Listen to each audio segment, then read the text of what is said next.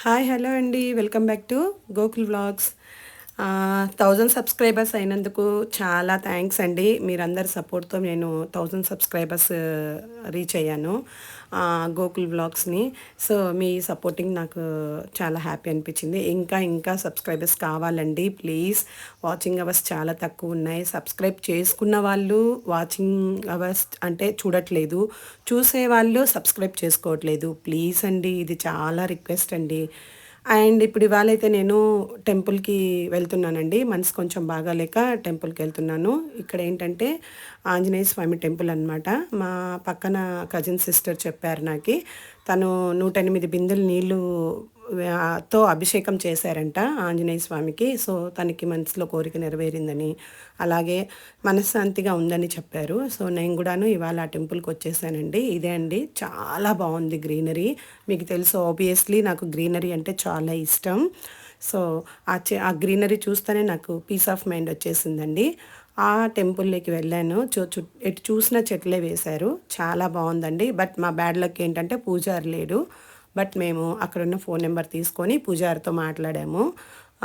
మేమిలా అభిషేకం చేయాలనుకుంటున్నాను. యాక్చువల్‌గా 108 బిందెలు అభిషేకం చేయాలనుకుంటున్నాను. ఏమైనా పాసిబుల్ ఉంటుందా అని చెప్పి అడిగాను. ఆయన మార్నింగే పూజ అయిపోయిందండి. పూజ చేసేసుకొని నేను బయటికెళ్ళిపోయాను. సో, కష్టమవుతుంది. బట్ ఒకవేళ మీరు చేయాలి అనుకుంటే చేసుకోండి అని చెప్పారు. సో, ఈయనే అనమాట మన అభయాంజనేయ స్వామి.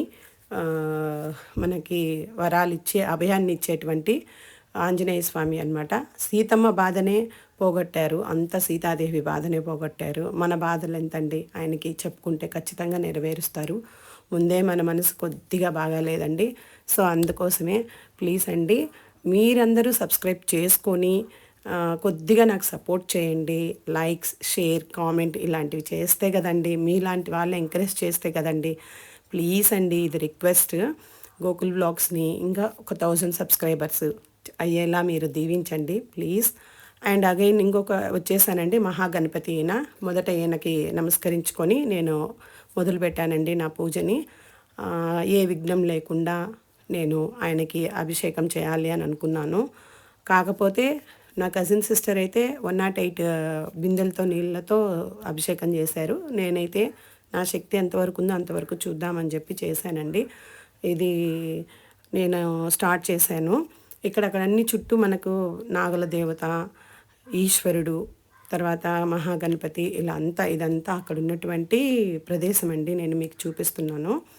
చూడొచ్చు మీరు. అంటే మీరు అనుకోవచ్చు ఎక్కువగా గోకుల్ బ్లాగ్స్‌లో ఓన్లీ దేవుడికి సంబంధించినటివే ఎక్కువ వస్తున్నాయని. బట్ ఏంటంటే మేము ఎక్కువగా టెంపుల్స్ వెళ్తుంటాము. ఆ వెళ్ళిన టెంపుల్ గురించి 10 మందికి చెప్పాలి అనుకుంటున్నాను. అంతే తప్ప అది పర్టిక్యులర్‌లీ ఇదే పెడుతున్నాము అని లేదు. సో, మీరందరూ మాకు సపోర్ట్ చేస్తారని, ఏదైనా ఒక చిన్న దేవాలయమైనా కూడా నేను ఎందుకు పెడుతున్నానంటే, ఒక 10 మందికి తెలిసిందా వాళ్ళు కూడా వెళ్తారు, చూస్తారు.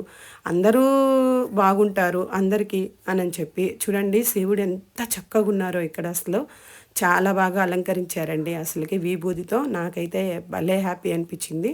ఇంక నేను మొదలుపెట్టానండి. ఆయనకి పర్మిషన్ తీసుకున్నాను పూజారిని. సో, చేయొచ్చన్నారు. అలా బిందెతో నేను ఒక్కొక్క బిందెకి ట్యాప్ నీళ్ళు వస్తున్నాయండి అక్కడ. ట్యాప్ వాటర్తో పట్టుకున్నాను. పట్టుకొని ఒక్కొక్క బిందె తీసుకెళ్ళి ఆ మెట్లెక్కి ఆ ఆంజనేయ స్వామికి శిరస్సు దగ్గర నుంచి పాదాల వరకు ఆయనకి ఆ నీళ్ళని అభిషేకిస్తున్నాను. అలా నేను ఎన్ని బిందెలు చేశానంటే అండి, 41 బిందె చేశాను. ఈసారి ఇంతవరకు మాత్రమే చేయగలిగాను. అదే అండి, కొంచెం గట్టిగా కోరుకున్నాను. మనసు కూడా బాగోలేదు. మనసు కొంచెం ప్రశాంతతనివ్వమని, కొన్ని ఇబ్బందుల నుండి గట్టెక్కించమని కోరుకున్నానండి. అందుకే ఈసారి నేను 108 బిందెలతో ఆయనకి అభిషేకం చేస్తాను. ఇప్పుడైతే నేను 41 బిందెతో అభిషేకం చేశానండి. మా కజిన్ సిస్టర్ తోడుతో వెళ్ళాను. సో, అక్కడ అభిషేకం చేస్తుంటే నాకు ఒక చిన్న వైబ్రేషన్ వచ్చిందండి. నిజం చెప్తున్నాను. ఆ ఫీలింగ్ నిజంగా ఆయన నా పైన కరుణో దయో నాకు తెలీదు కానీ ఇచ్చినట్టుగానే అనిపించింది. నాకు ఆ విగ్రహం చూస్తేనే నేను నిజంగా నా కోసమే ఆంజనేయ స్వామి నన్ను దీవించడానికి నిలబడ్డాడా అనే విధంగా నా ఫీలింగ్ వచ్చిందండి అక్కడ. ఏదేమైతే ఏమి నేను కొంచెం అది ఒకసారి అనుకున్నాను చేయాలని. ఆ అనుకున్న అవకాశాన్ని సద్వినియోగం ఇప్పుడు చేసుకోగలిగాను. అది నాకు చాలా హ్యాపీ అనిపించింది. సో ఆయన మామూలుగా ఆంజనేయ స్వామి దండకము, తర్వాత హనుమాన్ చాలీసా ఇది మనకందరికీ తెలిసిన విషయమే. ప్రతి ఒక్కరము మనం ఆయన్ని అనుకున్నప్పుడు మనకు అదొక ధైర్యం ఉంటుందండి. అదొక ధైర్యం వస్తుంది. నేను కూడా ఇవాళ ఏంటంటే నేను ఎక్కడ వీక్ అవ్వకూడదు, నా హార్ట్ స్ట్రాంగ్ అవ్వాలి అన్న ఒక్క కాన్సెప్ట్ అండి. ఆ ధైర్యాన్ని ఆయన ఒక చల్లని చూపుతో నాకు చేస్తాడన్న ఒక సంతోషంతో, ఆనందంతో నేను అలా చేశానండి. అదేని కాదు, నాకు కూడా అది చాలా బాగా అనిపించిందండి. అలా నేను 40 బిందెలు ఆయనకి సమర్పించుకున్నాను, అభిషేకం చేశాను. లాస్ట్ బిందండి ఇది. ఆయన పాదాలకి అభిషేకం చేస్తున్నాను. నీ పాద చరణాలే నాకు శరణం తండ్రి, నీ నీవు నాకు ధైర్యాన్ని ఇవ్వు తండ్రి, ఎటువంటి ప్రాబ్లమ్స్ నుంచైనా నన్ను గట్టెక్కించు తండ్రి, ధైర్యం కోల్పోకుండా ఉండే శక్తిని ఇవ్వు తండ్రి అని ఆయన్ను కోరుకుంటున్నాను. అంటే మనకి కొంతమందికి ఇది వేరేలా అనిపించచ్చు. ఏదేమైనా కూడా నా నమ్మకం అండి అది.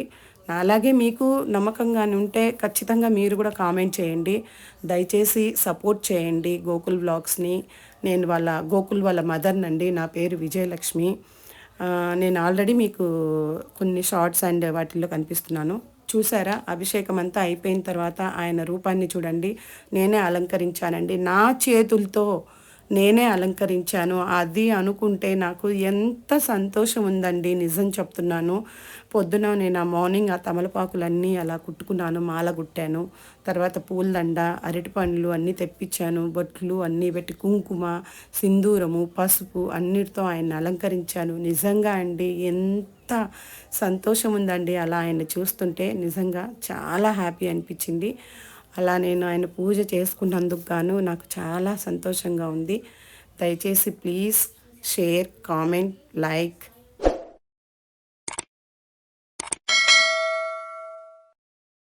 సబ్స్క్రైబ్ చేసుకోవచ్చు కదా.